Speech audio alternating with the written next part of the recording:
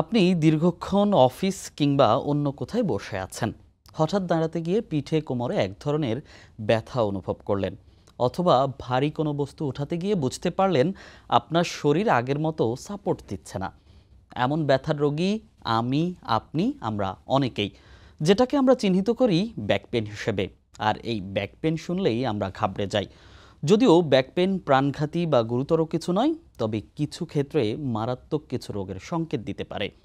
দর্শক, কেন হয় ব্যাক পেন, প্রতিকার কিংবা প্রতিরোধী বা কী, এসবই জানার চেষ্টা করব আজকের বদ্যিবাড়িতে। সঙ্গে আছি আমি মনির হোসাইন, আর আমার সঙ্গে বদ্যিবাড়ির স্টুডিওতে উপস্থিত আছেন অর্থোপেডিক বিশেষজ্ঞ ও trauma surgeon doctor Mohammad Mehedi Hasan. Sir, আপনাকে স্বাগত বদ্যিবাড়িতে।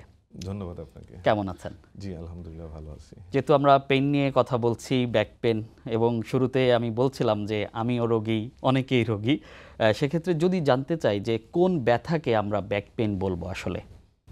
ধন্যবাদ আপনাকে। আসলে ব্যাক পেন আমাদের একটা বিশাল বড় টার্ম। এটাকে যদি আমরা খুব ছোট করে বলি, ব্যাক সাইডে যে আমাদের ব্যথাগুলি হয় সেটাকে আমরা সাধারণত ব্যাক পেন বলি। তার ভিতরে আমরা তিনটা ভাগে ভাগ করতে পারি। আচ্ছা। Upper back pain, middle back pain, lower back pain. আচ্ছা। আমরা সাধারণত ম্যাক্সিমাম পেশেন্টই আমরা পাই লোয়ার ব্যাক পেনের, আচ্ছা, যেটা আমরা বলি লো ব্যাক পেন বা লাম্বার রিজনে যে ব্যথাটা হয় সেটাকে আমরা লোয়ার ব্যাক পেন, এটাই ম্যাক্সিমাম। এই ব্যাক পেনের আসলে কারণটা কি? এটার অসংখ্য কারণ আছে, তার মধ্যে আমরা সবচেয়ে যেটা বেশি এবং ম্যাক্সিমাম ক্ষেত্রে হয় সেটা হচ্ছে মেকানিক্যাল ব্যাক পেন। আচ্ছা। অলমোস্ট 80%-এর মতো মেকানিক্যাল ব্যাক পেন হয়। এছাড়া আপনার নিউরোজেনিক ব্যাক পেন আছে 15%, কিছু নন মেকানিক্যাল পেইন আছে, কিছু আছে রিফার্ড পেইন, আমরা বলি যে শরীরের অন্য কোথাও থেকে রিফার্ড হয়ে পেইনটা ব্যাকে হচ্ছে। মোটামুটি এইগুলি কি প্রকাশ পায়? আমরা সাধারণত মেকানিক্যাল ব্যাক পেইনগুলি, যে ব্যথাটা ইউজুয়ালি আমাদের মুভমেন্ট, পশ্চার বা যেটা বলে আমরা আমাদের দৈনন্দিন যে কাজকর্ম করি, আচ্ছা, এইটার সাথে রিলেটেড। প্রথম দিকে সাধারণত আমরা ওইরকমভাবে গুরুত্ব দেই না, ব্যথাটা হালকা হচ্ছে, কমে যাচ্ছে। কিন্তু ধীরে ধীরে যখন সে কিছু অনেক টাইম একটা জায়গায় বসে থেকে যখন দাঁড়াচ্ছে, হঠাৎ করে ব্যথাটা অনুভব করতেছে, আবার লং টাইম হাঁটতেছে বা দাঁড়ায় আছে, বসতে যাচ্ছে, তখন ব্যথাটা অনুভব করে। এবং এটা গ্র্যাজুয়ালি ধীরে ধীরে বাড়তে থাকে। সে যদি শুরুতেই এটার চিকিৎসা না নেয়, এক পর্যায়ে দেখা যায় সিভিয়ার পর্যায়ে চলে যায়। আচ্ছা, এরকম কিছু আমরা রোগীদের সাথেও কথা বলেছি যে তারা আমাদেরকে আসলে যেটি বলছেন, এবং এরকম যারা আছেন, এবং আমরা হাসপাতালে গিয়েছি, এরকম রোগীদের সাথে কথা বলেছি, সেরকম একটি প্রতিবেদন আছে। আমরা প্রতিবেদনটি দেখে নেব যে সেই রোগীরা আসলে কি বলছেন। জি।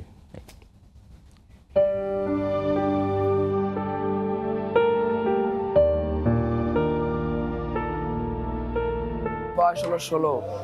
আমার মাথায় ব্যথা, বসতে পারি না, উঠতে পারি না, গুটোতে পারি না, আবার কিছু খাইলে পেটে রাখতে পারি না। 2 মাস হয়েছে রাজমিস্ত্রির কাজ করে, কোনো ভারী বোঝা বইছিল, সেই যে মাথা খোট খাইছিল, খোট খালি এই মাথার সমস্যা হয়ে গেছে। এখন সবাই বলতেছে যে মাথাটা দেখাই, এক্সরে করে দেখো যে মাথায় কোনো সমস্যা হয়েছে নাকি। মসজিদে কাপড় নিয়ে আসছে নূতন রমজানের জন্য, কাপড়ের রোল জাগাবার সময় একটু চোট পাইছি মাথায়, তারপরে আস্তে আস্তে আস্তে একটু বাড়ছে। এখন মানে বসলে উঠতে পারি না, রুকু সেজদা করতে পারি না। পায়ে থুড়াই 1 মাস ব্যথা করে রানে, আর মাজায় ব্যথা করে 4 মাস ধরে। গাড়ি চালাই, যেহেতু গাড়ি চালাই এই জন্য বসে থাকতে হয়, বসার কাজটা করতে হয়, তাই জন্য আমার কোমরে পিছনের সাইডে ব্যথা করে। বেল্ট পরলে ভালো লাগে, কিন্তু বেল্ট ছাড়া ভালো লাগে না। ওষুধ খাইছি গত 6-7 মাস, কিন্তু কোনো ফলাফল পাইনি। এটার জন্য ফিজিওথেরাপির জন্য বলছিল, কিন্তু ফিজিওথেরাপি দিচ্ছে, তারপরেও কিছু হচ্ছে না।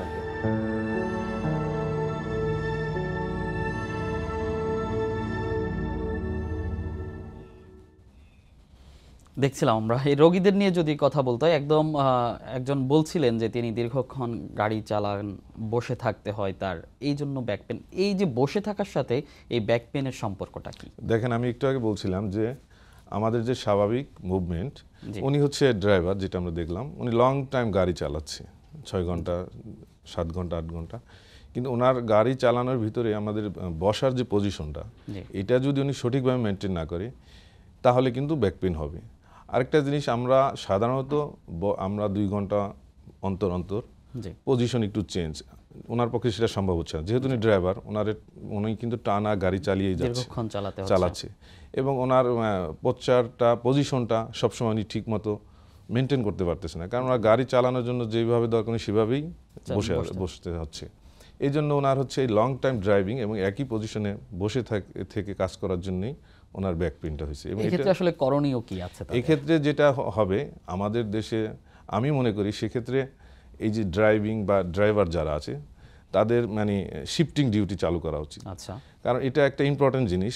সে এখন সাপোজ আপনি ঢাকা থেকে কক্সবাজার যাচ্ছেন, জি অলমোস্ট 10 আওয়ার্স বা কাছাকাছি, এরকম এখন ওখানে যদি একটা ইন্টারভালে যে উনি একটা ড্রাইভার দিয়ে আপনি পুরো পথটা যদি ড্রাইভিং না করিয়ে ওখানে আপনি যদি সাবসিকুয়েন্টে আরেকজন বিশ্রামের ব্যবস্থা করেন তাহলে সেটা ভালো হয়। তারপরে ওনাদের যদি ট্রেনিংয়ের ব্যবস্থা করা হয়, হ্যাঁ, ড্রাইভিং করা অবস্থায় কীভাবে পজিশনটা ঠিক থাকবে, বসা কীভাবে উচিত, সেইগুলি যদি তাদের মানে ছোট ছোট করে ট্রেন আপ করা হয় তাহলে কিন্তু এই জিনিসটা অনেকটাই রিকভারি করা যায়। যদি এটা একটু বাহির থেকে অফিসে ঢুকতে চাই, যে আমরা যারা অফিস জব করি কিংবা ডেস্কে অনেকক্ষণ বসে থাকতে হয় বা কম্পিউটার নিয়ে বসে থাকতে হয়, তাদের ক্ষেত্রে আসলে কি? হ্যাঁ, তাদের ক্ষেত্রেও আমরা কিছু গাইডলাইন দিয়ে দিই যে বসার যে পজিশনটা এটা আমরা বলে দিই, এটা ফলো করতে হবে যাতে আমাদের স্পাইন বা মেরুদণ্ডটা সোজা থাকে, যেটা আমাদের অ্যানাটমিক্যাল পজিশন বলি মেডিকেল টার্মে। আরেকটা জিনিস হচ্ছে, আমরা লং টাইম যারা বসে কাজ করি তাদের 2 ঘন্টা বা 3 ঘন্টা পর পরে অন্তত কমপক্ষে 5 মিনিটের জন্য হলেও একটু দাঁড়ানো উচিত, হেঁটে একটু মুভমেন্ট করা উচিত। বসার পজিশনটা আসলে কেমন? বসার পজিশনটা এই যে জাস্ট আমরা যেভাবে বসে আছি, এখন আমি কেউ হচ্ছে সামনে ঝুঁকে বসছে, কেউ পিছনে হেলান দিয়ে বসে আছে, কেউ লেফট আর রাইটে হেলান দিয়ে বসে আছে, এটা করা যাবে না। স্ট্রেট আপনি যেভাবে এখন বসে আছেন এটা অ্যানাটমিক্যাল পজিশন, গুড পজিশন, এই পজিশন আপনি বসতে পারেন। এখন সবাই কিন্তু এই যে বসতে গেলে আমরা একটু রিল্যাক্সেশন চাই, কিন্তু সেক্ষেত্রে আমাদের যে বডির যে ব্যালেন্সটা সেটা কিছুটা এদিক সেদিক হয়ে যায়, তখনই আস্তে আস্তে ধীরে ধীরে ইফেক্টটা খুব পরে। আচ্ছা, শুরুতেই বোঝা যাচ্ছে না যে আমি এভাবে বসে আছি বা আমি লং টাইম কাজ করেই যাচ্ছি, কোনো নিচ্ছি না, আমি পজিশন বা পোশ্চারে চেঞ্জ করছি না, সেক্ষেত্রে সে ইনিশিয়ালি তেমন প্রবলেম ফেস করবে না।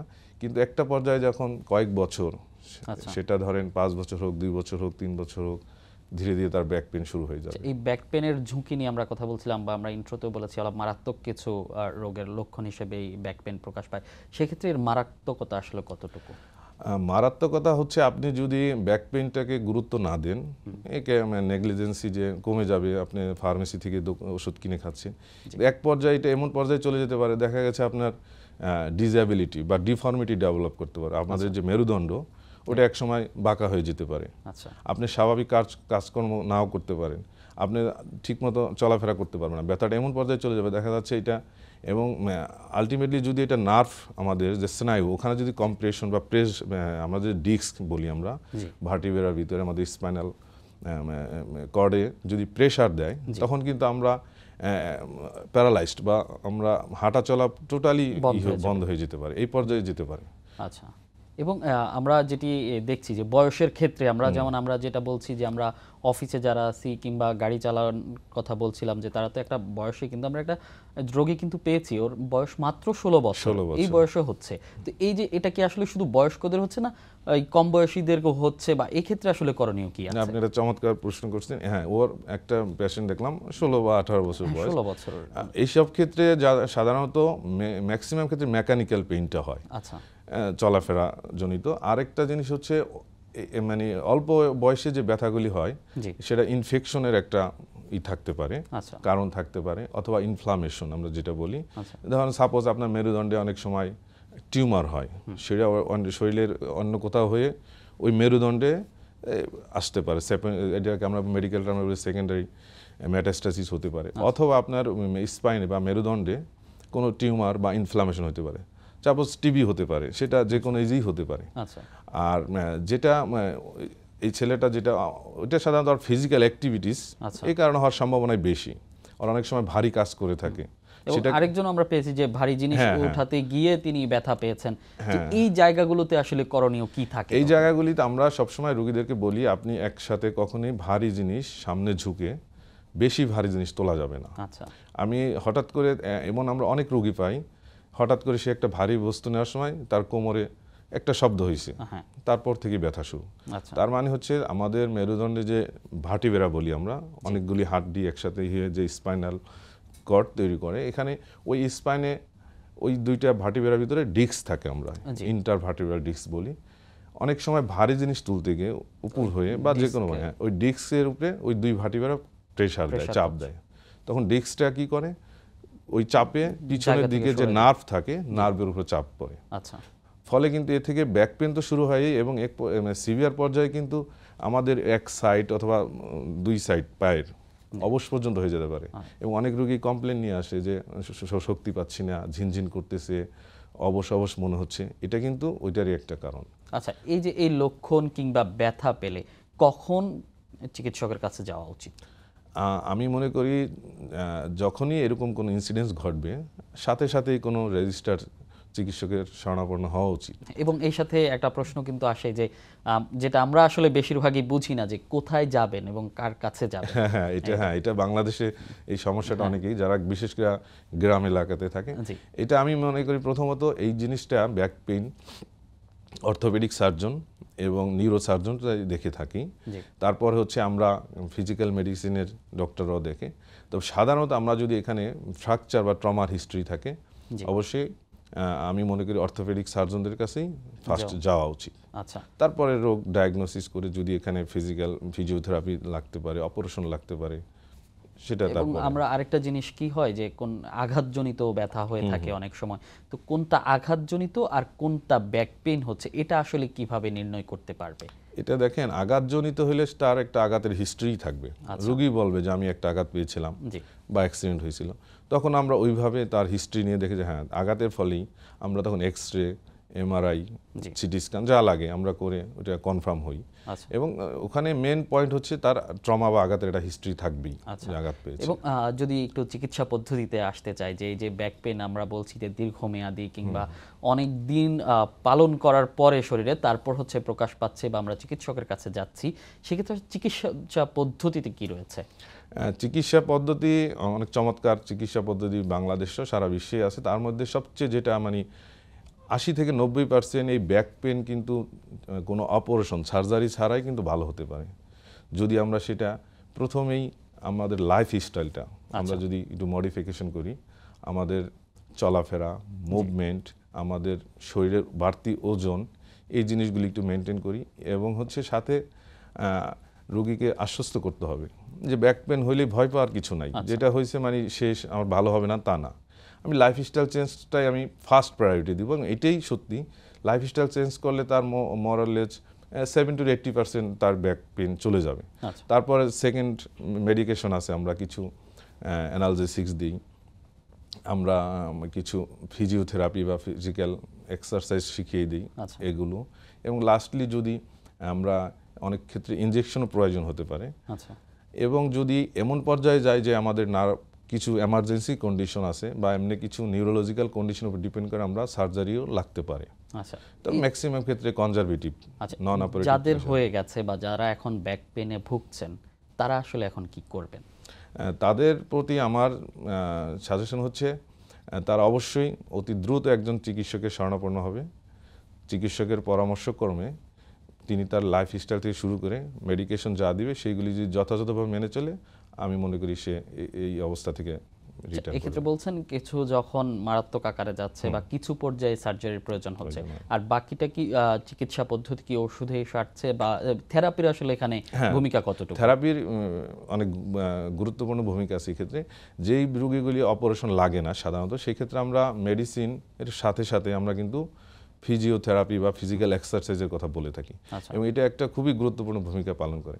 আপনি একই সাথে যদি লাইফস্টাইল মডিফিকেশন, কিছু মেডিকেশনস এবং ফিজিওথেরাপি বা ফিজিক্যাল এক্সারসাইজটা করেন, সেক্ষেত্রে আপনি মোটামুটি অলমোস্ট 90% আপনি কিওর হয়ে যাবেন। আচ্ছা, কি ধরনের এক্সারসাইজগুলো এই ক্ষেত্রে? এক্সারসাইজটা আমরা হচ্ছে তার ব্যাক পেনের ধরন অনুযায়ী, তার ব্যাক পেনটা কি লোয়ার ব্যাক পেন না মিডল বা আপার, এটা কি তার চলাফেরার সাথে বাড়ছে বা কমছে, এটা কি তার পজিশনের কারণে হচ্ছে কিনা, ব্যথাটা কি রাতে বাড়ছে দিনে কমছে এরকম কিনা, বা ব্যথাটা তার মানে পেশার সাথে সম্পৃক্ত কিনা, সেই অনুযায়ী তার আমরা কিছু এক্সারসাইজ বলে দিই। তো ওভারঅল যেটা ইন জেনারেল আমরা হাঁটা একটা সহজ এক্সারসাইজ, এটা আমরা বলি যে আপনি 30 মিনিট হাঁটেন প্রতিদিন, সপ্তাহে 7 দিন না পারেন অ্যাটলিস্ট 30 দিন, এই যে 5 দিন আপনি 30 মিনিট করে হাঁটেন। তারপর হচ্ছে আমরা কিছু কোমরের এক্সারসাইজ দেখাই দিই, পায়ের এক্সারসাইজ, এগুলি খুবই সহজ, জাস্ট ইচ্ছার ব্যাপার আমরা বলে দিই, কিন্তু তারা যদি কন্টিনিউ করে তাহলে অনেকাংশেই সে এখান থেকে বেরিয়ে আসতে পারবে। হ্যাঁ, খাদ্যাভ্যাসের কোনো সম্পর্ক আছে? হ্যাঁ, খাদ্যাভ্যাস অবশ্যই, যেটাকে আমরা বলি ব্যালেন্স ডায়েট। আমাদের দেশে অনেকে আমরা অনেক খাই, কিন্তু যেখানে আসলে ব্যালেন্স যেটা বলে যে আমরা ওখানে পর্যাপ্ত ক্যালসিয়াম পাচ্ছি না, ভিটামিন ডি পাচ্ছি না, যেটা হচ্ছে আমাদের হাড়ের খাবার বলি আমরা, আমাদের হাড্ডিটা শক্ত থাকবে, মজবুত থাকবে, সেটা কিন্তু আমরা পুরোপুরি পাচ্ছি না। এই জন্য আমার সাজেশন থাকবে আপনি ক্যালসিয়াম সমৃদ্ধ খাবার, ভিটামিন ডি সমৃদ্ধ খাবার খাই। ক্যালসিয়াম সমৃদ্ধ আমরা দুধে প্রচুর ক্যালসিয়াম থাকে, শাকসবজি এগুলো খেতে হবে প্রচুর। আর ভিটামিন ডি আমাদের সৃষ্টিকর্তা ন্যাচারালি সোর্স দিয়েছে সূর্যের তাপ। আমরা যারা অফিসে জব করি তারা কিন্তু বাইরে যাওয়া হয় না, সূর্যের আলোটা ওইভাবে পাই না, সেক্ষেত্রে একটা ডেফিসিয়েন্সি সৃষ্টি হয়। অতএব এই বিষয়গুলি খেয়াল রাখলে আমাদের এইটা মানে এই যে ভিটামিন সাপ্লিমেন্টেশনটা এক্সট্রা দেওয়া লাগে। শুরু থেকে লাইফস্টাইল বলছিলেন, যে লাইফস্টাইলের কথাটা কেমন হবে, লাইফস্টাইলের যদি ব্যাক পেইন থেকে মুক্ত থাকতে চাই? ব্যাক আমি একটু আগে বলেছি, ব্যাক পেইন থেকে মুক্ত থাকতে লাইফস্টাইলটা আমাদের প্রথমত আমাদের খাবার দাবার দিকে নজর দিতে হবে, যাতে আমাদের ওজনটা বেড়ে না যায়। আচ্ছা, ওজন বেড়ে কিন্তু ব্যাক পেইন হওয়ার একটা সমূহ সম্ভাবনা থাকে। দ্বিতীয়ত হচ্ছে আমাদের যে চলাফেরা, আমাদের যারা সেডেন্টারি ওয়ার্কার, বসে কাজ করি, পরিশ্রম কম করা লাগে, তাদেরকে একটু যে ডেইলি ফিজিক্যাল এক্সারসাইজ বা হাঁটতে হবে। তারপর হচ্ছে আমাদের মুভমেন্ট এবং আমাদের পজিশনগুলি এগুলি আমরা পেশেন্টদেরকে বলে দিই যে আপনি দাঁড়ানো অবস্থায় কিভাবে দাঁড়াবেন, বসলে কিভাবে বসবেন, ঘুমালে বা শুইলে কিভাবে শোবেন, এইগুলি জিনিসগুলি জাস্ট চেঞ্জ। আর খাদ্যাভ্যাসটা মোটামুটি আমরা যেগুলি বলে দিই, মানে এটা শুধু যে ব্যাক পেইন না, শারীরিক অন্যান্য সমস্যার জন্য কিন্তু খাদ্যাভ্যাস অনেক অংশেই দায়ী। এই ব্যাপারগুলি খেয়াল রাখতে হবে। যদি কারো একবার শুরু হয় ব্যাক পেইন, এটা কি আসলে দীর্ঘমেয়াদী বা আজীবন বয়ে বেড়াতে হয় কিনা, এরকম একটা ধারণা আছে? না, এটা হ্যাঁ অনেকেই ভাবে এটা, ব্যাপারটা ওরকম না। আমি যে কথাগুলি এতক্ষণ বললাম এগুলি যদি মেনে চলে এবং সঠিকভাবে যদি চিকিৎসা নেয়, এটা পুরোপুরি সম্পূর্ণভাবে সুস্থ হয়ে যায়। হ্যাঁ, তবে কিছু ক্ষেত্রে এক্সেপশন থাকে। আপনার যদি সাপোজ আপনার ক্যানেল স্টোনোসিস বলি আমরা, একটা রোগ আছে স্পাইনে হয়, ওইটা কোনো কারণে যদি ড্যামেজ হয়ে যায় স্পাইনাল কর্ড, সেক্ষেত্রে আমরা সার্জারির পরেও মোটামুটি মানে 100% না হলেও 70 to 80% ভালো থাকবে, কিন্তু 100% যে পুরোপুরি চলে যাবে ব্যাক পেন এরকম না। এটা এখন পর্যন্ত ওভারঅল ওয়ার্ল্ডেও এরকম কোনো পাওয়া যায়নি। তবে এটা কিছু ক্ষেত্রে সিভিয়ার পর্যায়ে চলে গেছে, এজড পেশেন্ট, যাদের ধরেন ডিজেনারেটিভ হাড্ডি ক্ষয় আছে, বয়সজনিত কারণে হাড়ের ক্ষয় হয়ে গেছে, অস্টিওপোরোটিক যেটাকে আমরা বলি, হাড্ডির ক্ষয়, মিনারেলস কমে গেছে হাড্ডি, তাদের পুরোপুরি ব্যথাটা যাবে না। তবে একটা সহনীয় পর্যায়ে নিয়ে আসা যাবে চিকিৎসা এবং লাইফস্টাইল চেঞ্জের মাধ্যমে একটা সহনীয় পর্যায়ে নিয়ে আসা যাবে। এক্ষেত্রে বয়স কোনো নির্ধারিত আছে যে কোন বয়সে ব্যাক পেইন বেশি হচ্ছে বা কোন বয়সে ঝুঁকি কম? এখানে সাধারণত আফটার 50 ইয়ার্স এদের এই ব্যথাটা বেশি হচ্ছে। আর 50 নিচে, 50-এর নিচে যাদের ব্যথাটা হচ্ছে, এদের বেশি ম্যাক্সিমাম ক্ষেত্রে এদের হচ্ছে মেকানিক্যাল পেইনটাই বেশি হচ্ছে। আমরা একটা আপনারা শুনে থাকবেন PLID, ডিস্ক প্রোলাপস হয়, এটা কিন্তু ইয়ং এজে বেশি হচ্ছে, ভারী কাজ করতে গিয়ে বা ইনসিডেন্টালি হচ্ছে কিন্তু। আর আফটার 50 ইয়ার্স 50-এর পরে যেটা হচ্ছে ক্ষয়জনিত অস্টিওপোরোসিস বলি, ওই বয়সে দেখা যাচ্ছে কিছু ব্যথা আপনার হাড্ডির ক্রাইং অফ বোনস বলে আমরা, হাড়ের ক্ষয়ের কারণে প্রতিনিয়ত, এবং তখন কিন্তু ভাঙার সম্ভাবনাটা অনেক বেশি থাকে। আপনার দেখা যাচ্ছে সে হালকা একটু চোট লেগেছে, হাড্ডি ভেঙে যাচ্ছে, এবং এরকম রোগী ম্যাক্সিমাম পাচ্ছি আমরা এই বয়স্কদের, 60 বছর বা 70 বছর এই বয়সে। তো তাদের ক্ষেত্রে দেখা যাচ্ছে যে তাদের ক্ষয়টা মানে বয়সগত কারণে তাদের যে হাড্ডির ক্ষয়টা। স্যার, আমরা একদম শেষের দিকে চলে এসেছি, তো আমাদের দর্শক যারা দেখছেন আজকের প্রোগ্রাম, তাদের উদ্দেশ্যে কি বলবেন? যদি ব্যাক পেইন থেকে মুক্ত থাকতে চান, যে আগে কি ধরনের সচেতন থাকলে ব্যাক পেইন থেকে মুক্ত থাকা যায়, দর্শকদের উদ্দেশ্যে?